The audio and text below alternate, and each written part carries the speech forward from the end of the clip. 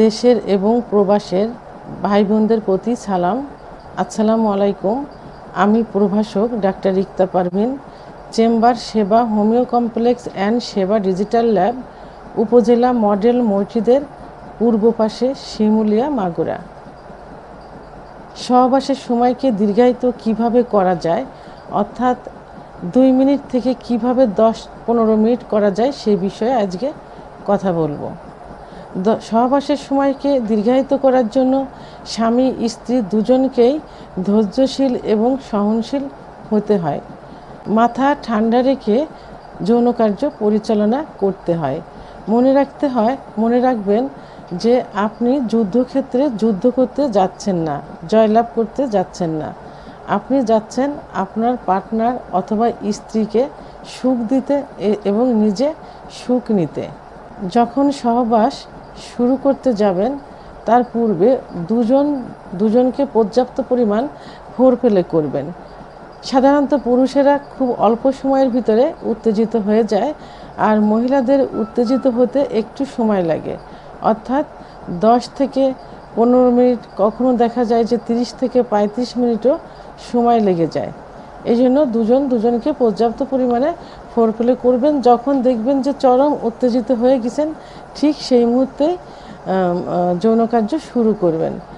আচ্ছা, যৌন কার্য শুরু করার পর যখন আপনার প্রাইভেট অঙ্গ স্ত্রীর যোনির মধ্যে প্রবেশ করবেন এবং 5 থেকে 6 বার সঞ্চালন করার পর যখন বুঝতে পারবেন যে আপনার বীর্যপাত হয়ে যাচ্ছে, ঠিক সেই মুহূর্তে আপনি আপনার প্রাইভেট অঙ্গ সরিয়ে আনবেন যোনিপথ থেকে, স্ত্রী যেন সেটা বুঝতে না পারে। তবে স্ত্রীকে উত্তেজিত অবস্থা থেকে সরিয়ে আনা যাবে না, তাকে পর্যাপ্ত পরিমাণে ফোরপ্লে করবেন। যেখানে ফোরপ্লে করলে সে উত্তেজিত অবস্থায় থাকে, ঠিক সেখানেই ফোরপ্লে করবেন এবং কথা বলবেন, গল্প করবেন।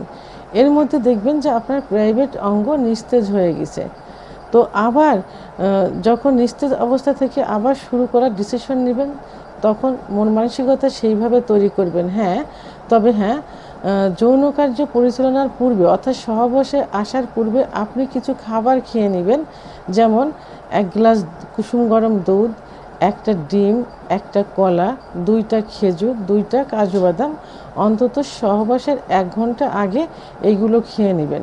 তাহলে আপনার এনার্জিটা বেড়ে যাবে। যখন দেখবেন যে আপনার ওঠানামা করতে অর্থাৎ থেমে সহবাস করতে যখন দেখবেন যে আপনার প্রাইভেট অঙ্গটা নিস্তেজ হয়ে গেছে, আপনি যখন আবার মন শুরু করবেন যে আবার শুরু করব, ঠিক আবার উত্তেজিত হয়ে যাবে। এই জন্য খাবারগুলো 1 ঘন্টা আগেই খেয়ে নেবেন। তো যখন প্রাইভেট আবার যৌন কার্য পরিচালনা করবেন, তখন আবার সেইভাবে নিজেকে প্রস্তুত করে যৌন কার্য শুরু করবেন। আবার 5 থেকে 6 বার সঞ্চালন করার পর যখন আবার বীর্যপাত হওয়ার সম্ভাবনা হবে, ঠিক তখন আবার এইভাবে বের করে ফেলবেন। স্ত্রীকেও সেভাবে ফোরপ্লে করতে থাকবেন। এভাবে পর্যায়ক্রমে কয়েকবার করলে দেখা যাবে যে 10 থেকে 15 মিনিট আপনি হাতে সময় পেয়ে যাবেন।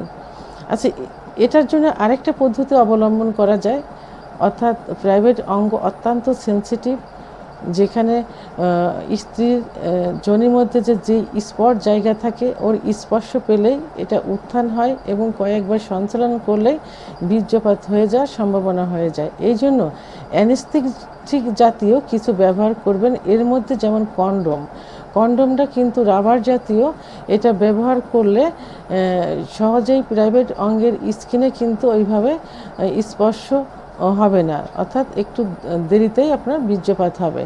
আবার আপনি এটাও করতে পারেন, অ্যানেস্থেটিক জাতীয় ভ্যাজলিন অথবা জেলি ব্যবহার করতে পারেন। যেমন আমরা শীতের সময় যে ভ্যাজলিনটা ব্যবহার করি, এটা কিন্তু অনেকটাই অ্যানেস্থেটিক জাতীয়, অর্থাৎ অবশ ধরনের। এই ভ্যাজলিনটা আপনি ব্যবহার করতে পারেন। এটা প্রাইভেট অঙ্গের আঘাত থেকে, অর্থাৎ অগ্রভাগ থেকে মাঝপথ পর্যন্ত ব্যবহার করবেন এবং যৌন মিলনে যাবার পূর্বে একটু ধুয়ে নিতে পারেন। যদি একটু চুলকায় তাহলে অবশ্যই অ্যালার্জি জাতীয় একটা ওষুধ খেয়ে নিতে পারেন। তো তাহলে দেখা গেল কি যে আপনি অ্যানেস্থেটিক জাতীয় জেলি অথবা ভ্যাজলিন, কন্ডোম ব্যবহার করেও দীর্ঘ সময় যৌন কার্য পরিচালনা করতে পারেন। তো আমরা যে পদ্ধতিটা পূর্বে বললাম যে থেমে সহবাস করতে হবে, এইটা আপনি 4 থেকে 5 মাস প্র্যাকটিসটা করলে একটা সময় অভ্যাসে পরিণত হয়ে যাবে। তখন এই থেমে থেমে সহবাস আর করা লাগবে না, এমনিতে আপনার সময়টা বেড়ে যাবে। তো বন্ধুরা, আমার ভিডিওটি সম্পর্কে যদি কোনো মতামত থেকে থাকে তাহলে অবশ্যই কমেন্টসের মাধ্যমে জানাবেন। আর ভিডিওটি ভালো লাগলে লাইক, কমেন্ট, সাবস্ক্রাইব করে আমার সঙ্গে থাকুন। আল্লাহ হাফেজ।